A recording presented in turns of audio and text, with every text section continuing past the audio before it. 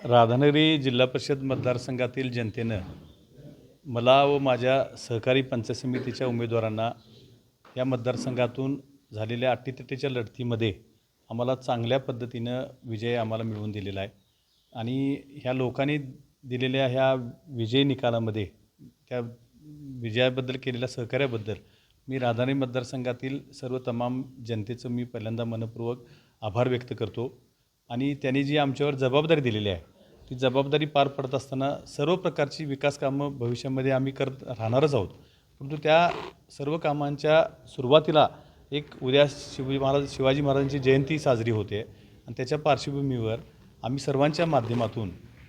पहिलं काम म्हणून राधानगरीच्या तालुक्याचं मुख्यालय जे आपलं आहे राधानगरी त्याच्या प्रवेशद्वारावरती एक शिवाजी महाराजांचं यथोचित पुतळा पूर्णाकृती तिथं उभा करावा असा आम्ही संकल्प या निमित्तानं केलेला आहे आणि त्या कामाला आम्ही पहिलं काम म्हणून आम्ही प्राधान्यानं हाती घेणार आहे. आणि राधानगरीच्या ऐतिहासिक गावाच्या प्रवेशद्वारावर जर हे स्मारक आम्ही उभा करू शकलो तर निश्चितपणानं राधान तालुक्यातील किंबहुना या परिसरातील सर्व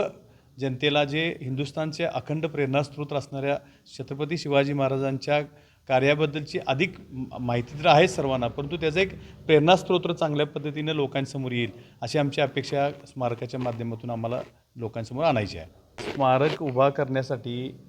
ह्या जिल्ह्याचे नेते आदरणीय बंटी पाटील साहेब,